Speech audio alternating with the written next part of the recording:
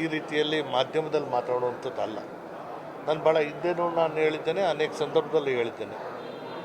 ಜನರ ಆಶೀರ್ವಾದ ಪಡ್ಕೊಂಡು ಸಂಖ್ಯಾಬಲದ ಮೇಲೆ ಸರ್ಕಾರ ಬಂದಿರೋದ್ರಿಂದ ನಮಗೆ ಇರುವಂತಹ ಜವಾಬ್ದಾರಿಯಲ್ಲಿ 5 ವರ್ಷವೂ ಕೂಡ ಸುಭದ್ರವಾದಂಥ ಸರ್ಕಾರ ಕೊಡಬೇಕಾಗಿರುವಂಥದ್ದು ಕಾಂಗ್ರೆಸ್ ಪಕ್ಷದ ಜವಾಬ್ದಾರಿ.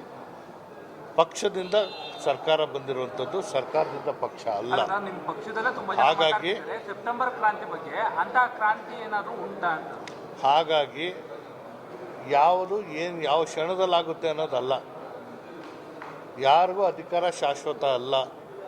ಇದು ಭಾಳ ಸ್ಪಷ್ಟವಾಗಿ ಹೇಳಿದ್ದೀನಿ ನಾನು 100 ವರ್ಷ ಬದುಕಬೇಕು ಅನ್ನೋದಿದ್ರೂ ಕೂಡ ಅದು ನನ್ನ ಕೈನಲ್ಲಿ ಸಾಧ್ಯನಾ ಅನ್ನೋದು ನನಗೆ ಗೊತ್ತಿಲ್ಲ. ಯಾಕೆ ಮಾರನೇ ದಿನ ಬೆಳಗ್ಗೆ ನನಗೆ ಆಗುತ್ತೋ ಇಲ್ವೋ ನನಗೆ ಗೊತ್ತಿಲ್ಲ. ಸೊ ಹಾಗಾಗಿ ಎಲ್ಲಿವರೆಗೂ ಮಾನ್ಯ ಮುಖ್ಯಮಂತ್ರಿಗಳಾಗಿದ್ದಾರೆ, ಅವರು ನಮ್ಮ ಮುಖ್ಯಮಂತ್ರಿ. ಮುಂದೆ ಏನಾಗುತ್ತೆ ಕಾದು ನೋಡೋಣ. ಬದಲಾವಣೆ ಇದೆ ಅಂತ ನಿಮ್ಮ ಮಾತಿನ ಅರ್ಥ?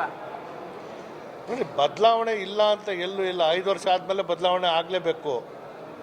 ಏನಾಗುತ್ತೆ, ಇಲ್ಲಿ ಅಧಿಕಾರದ ಹಂಚಿಕೆ ಮಾಡುವಂಥ ಸೂತ್ರ ಆಗಿರ್ಬೋದು, ಅಧಿಕಾರ ಯಾರು ಯಾವ ರೀತಿಯಲ್ಲಿ ಬಳಕೆ ಮಾಡ್ಕೋಬೇಕು ಅನ್ನೋ ಸೂತ್ರ ಇರ್ಬೋದು, ಅದು ಯಾರಿಗೂ ಗೊತ್ತಿಲ್ಲ.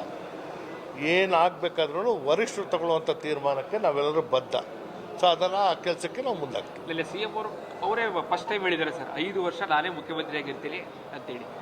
ನನಗೆ ಸಂತೋಷ, ಕಾಂಗ್ರೆಸ್ ಮುಖ್ಯಮಂತ್ರಿಗಳು ಇರ್ತಾರೆ. ಅಲ್ಲ ಸರ್, ಈ ಗೊಂದಲದ ನಡುವೆ DK ಶಿವಕುಮಾರ್ಗೆ ಶಾಸಕರ ಬೆಂಬಲ ಇಲ್ಲ ಅನ್ನುವಂಥ ಹೇಳಿಕೆ ಏನಕ್ಕೆ ಬಂತು ಹೊರಗಡೆಗೆ ಅಂತ? ಎಲ್ಲ ಶಾಸಕರು ಪಕ್ಷದ ಜೊತೆಗಿದ್ದಾರೆ. ಅವಾಗ ಬೆಂಬಲ ಯಾರಿಗಿದೆ? ಪಕ್ಷಕ್ಕೆ ತಾನೇ. ಅಲ್ಲ, CM ಬಾಯಿನೆಲ್ಲ ಆ ಮಾತು ಬಂತಲ್ಲ. ನೋಡಿ, ಯಾರೋ ಮಾತಾಡಿದ್ದು ನಾನು ಪ್ರತಿಕ್ರಿಯಿಸ್ಕೊಂಡು ಹೋದಾಗ ಅದು ಕೊನೆ ಇಲ್ಲ.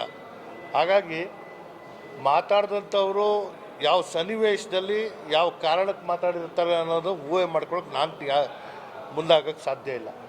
ನಾನು ಭಾಳ ಸ್ಪಷ್ಟವಾಗಿ ಹೇಳ್ತಾಯಿದ್ದೀನಿ, ಎಲ್ಲ ಶಾಸಕರು ಪಕ್ಷದ ಜೊತೆಗಿದ್ದಾರೆ.